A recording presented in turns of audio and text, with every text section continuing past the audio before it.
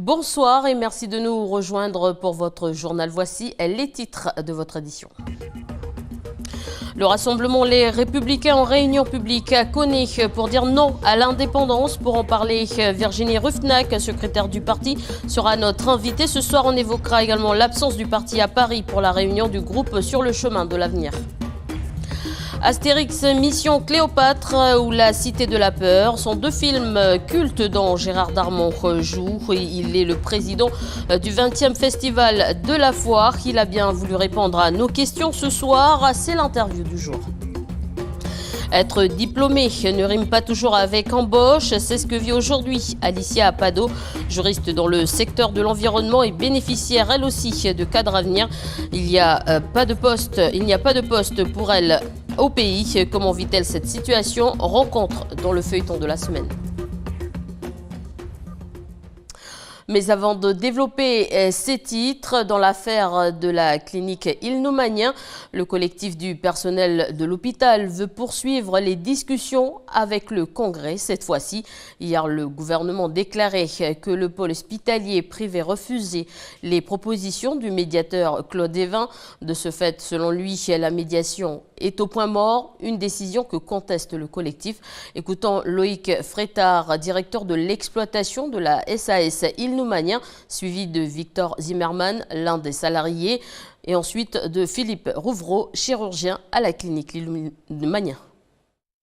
L'intérêt de la Calédonie pour la structure de santé de la clinique Ilnoumagnin a été confirmé. Je crois que tout le monde aujourd'hui est d'accord sur le rôle pris par la clinique, le rôle de la clinique sur la carte sanitaire.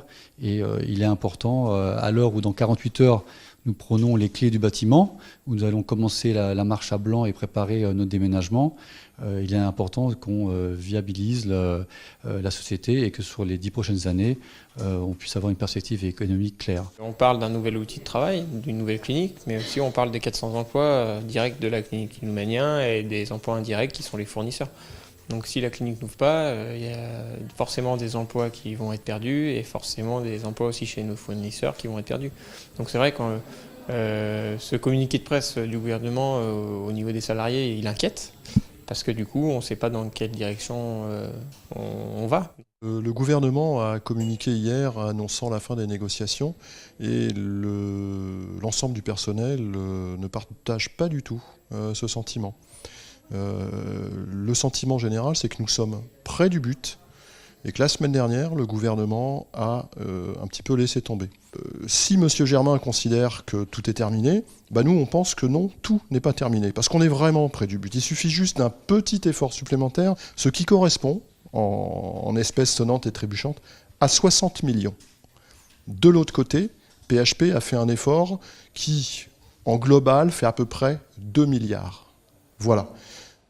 Voilà des propos recueillis par l'INSEE Ouamo. Dans un communiqué, le gouvernement a insisté sur la volonté de la Caisse des dépôts de voir le conflit se dénouer et de s'en remettre à un administrateur judiciaire. L'incapacité du modèle économique des actionnaires d'assurer un fonctionnement durable à la clinique ou encore la très forte inquiétude des banques, mais aussi le non-financement de l'achat du matériel nécessaire de la clinique. Social, un mouvement est prévu dès ce soir à la société Le Nickel. Au cœur de cette grogne, l'intersyndicale USTKE-CSTNC, une grève pour dire non au respect de l'engagement de la SLN, de l'accord cadre entreprise et des accords établissements signés avec les syndicats ou encore le contre-projet de 144 heures sur mine du côté de la direction de la société. Pas de commentaires pour l'instant. Et à partir de ce dimanche, le prix de l'essence augmente de 135,9. Elle augmente de 148 francs, soit une augmentation de 4 francs. Pareil pour le gasoil, de 111,8. Le prix augmente de 116,9, soit une augmentation de 5 francs. Politique, le non à l'indépendance, c'est le leitmotiv des loyalistes, notamment des Républicains. Le parti ce soir à Koné pour convaincre les Calédoniens. C'est votre rubrique référendum.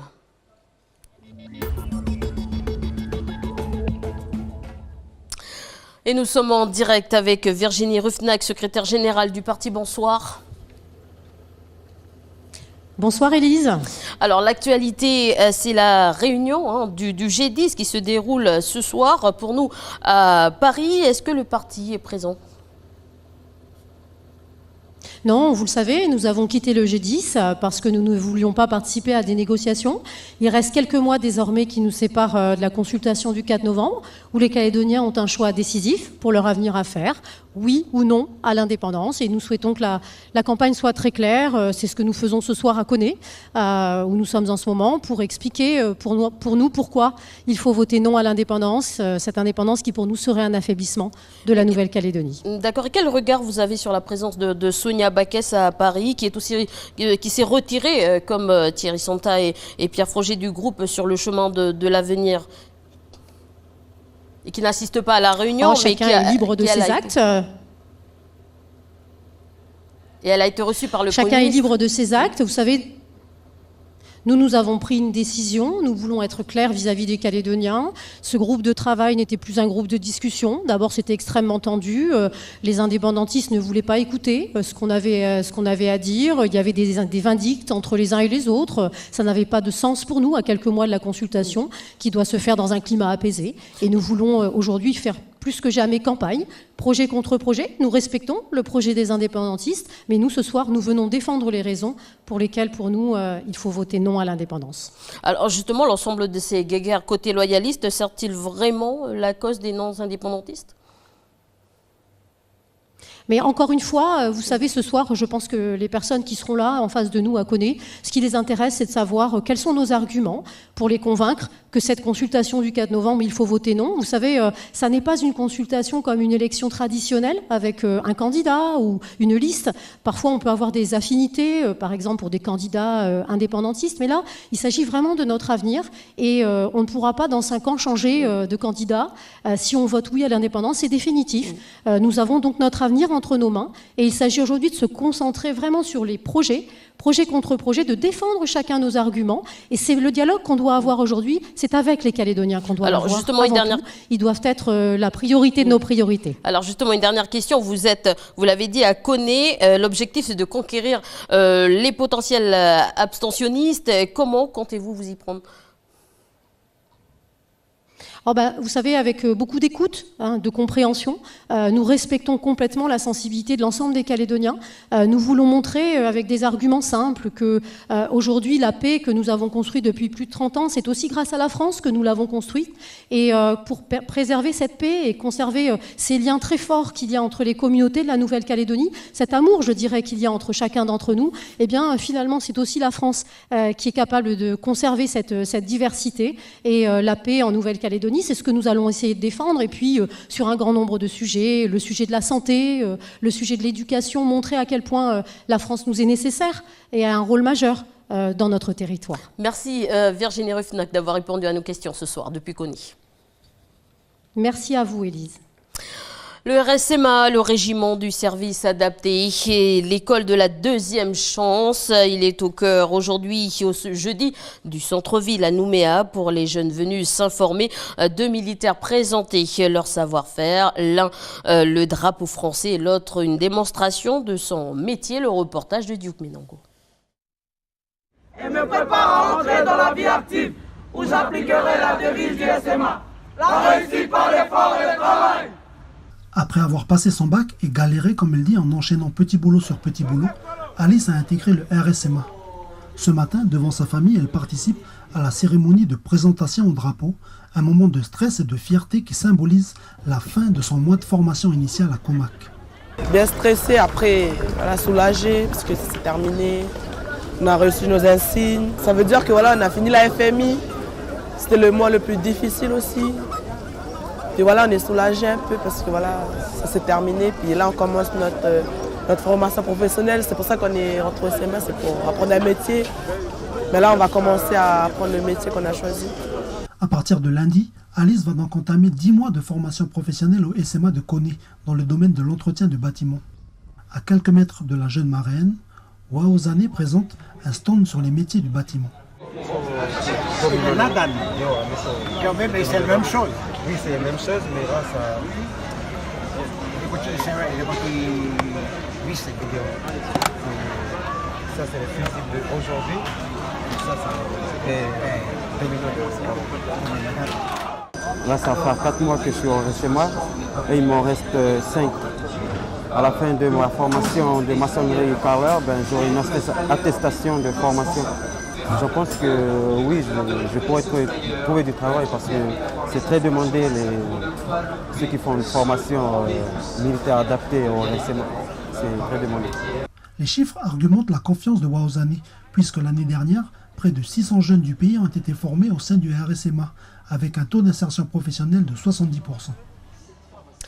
Long ou court métrage, les réalisateurs et producteurs sont impatients de se retrouver au 20e Festival du cinéma de La Foi. Un rendez-vous présidé par Gérard Darmon. L'acteur est une nouvelle fois présent à l'événement. Il a bien voulu nous accorder une interview, un entretien préparé par Falaï Wedjo et Mara Lourde.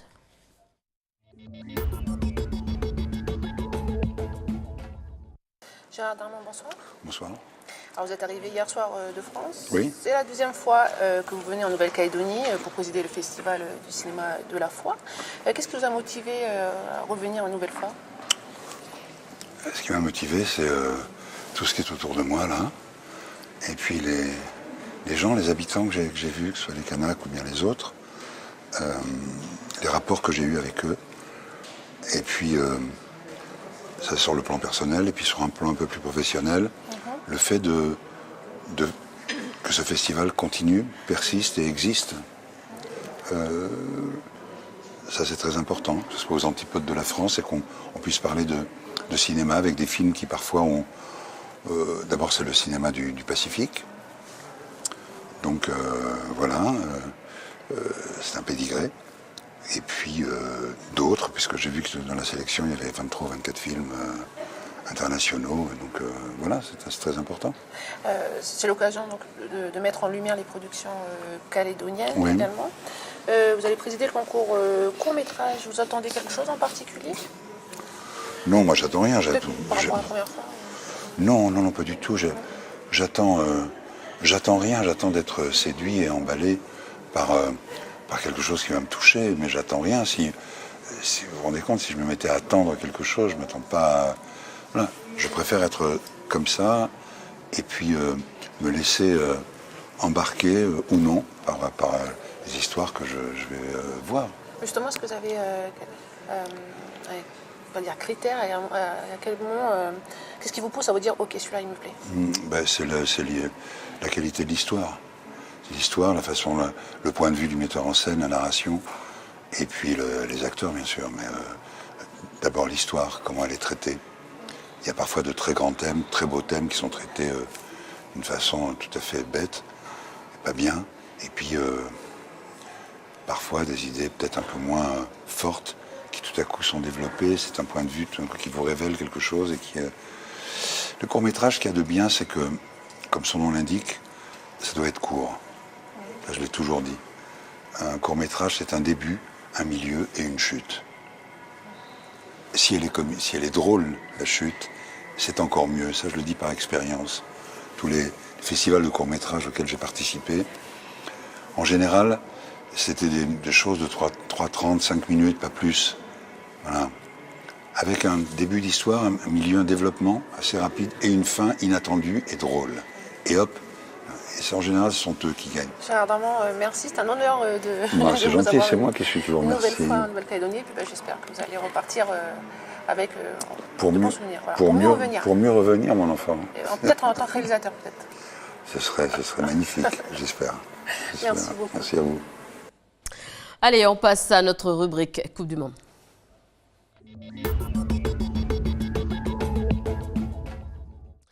Et l'actualité ce soir, Adrien, c'est l'élimination de l'Allemagne. L'un des favoris, le pays était d'ailleurs champion du monde en 2014. Exactement, Élise, énorme désillusion pour l'Allemagne qui perd 2-0 face à la Corée du Sud. L'Allemagne, comme tu l'as dit, championne du monde en titre qui n'accède même pas au 8e de finale.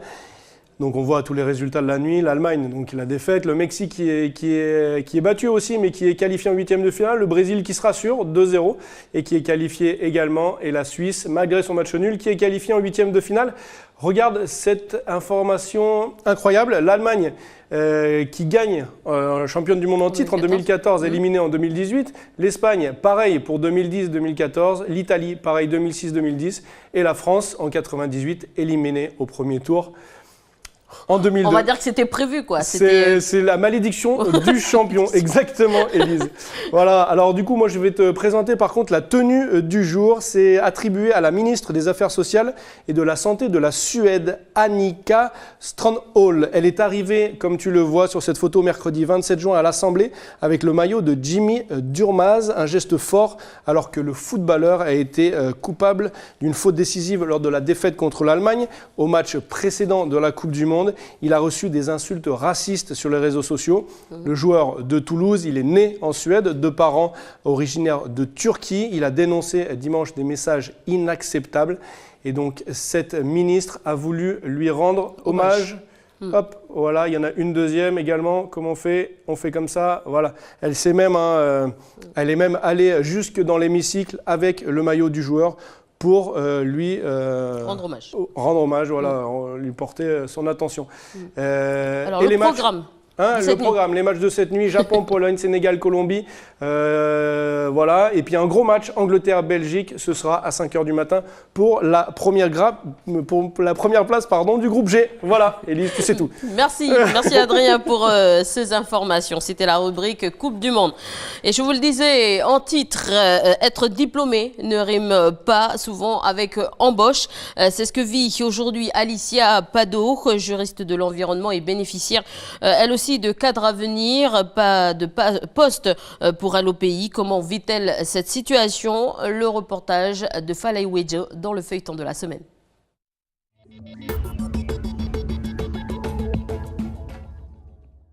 Donc, là, je vais regarder ma boîte mail pour vérifier si on m'a fait une réponse ou pas.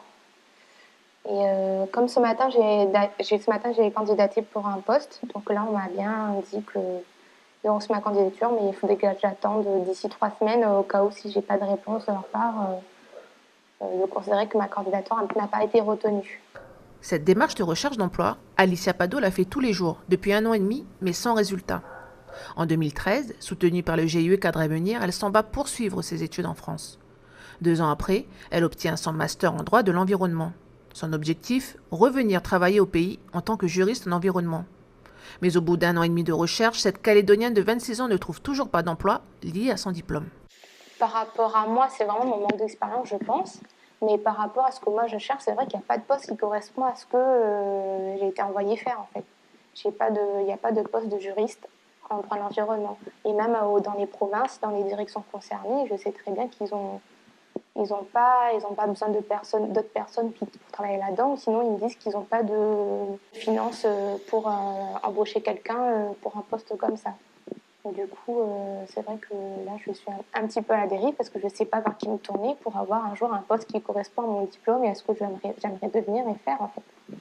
Alicia essaie malgré tout de garder espoir, même si elle se pose certaines questions. Je suis sceptique en fait. Je me dis que les acteurs privés et publics, on n'est pas encore prêts à accueillir tous les nouveaux diplômés.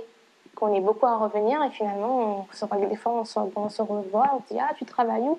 Ah ben, je cherche toujours et je me demande si on est toujours prêt à accueillir les nouveaux diplômés ou il faut qu'on attende toujours en France, qu'on se fasse des expériences avant de revenir en fait. Alicia poursuivra ses recherches encore quelques mois. Si elle n'obtient aucune réponse, elle songe repartir en France pour des études d'avocat cette fois-ci. Voilà, c'est la fin de votre journal. Merci de votre attention et on reviendra sur ce dispositif de formation avec Océane Zobler, Daniel Roneich, le directeur du GIP Cadre Avenir et Pierre Ouellepa, l'un des bénéficiaires de ce dispositif de formation. Bonne soirée à tous.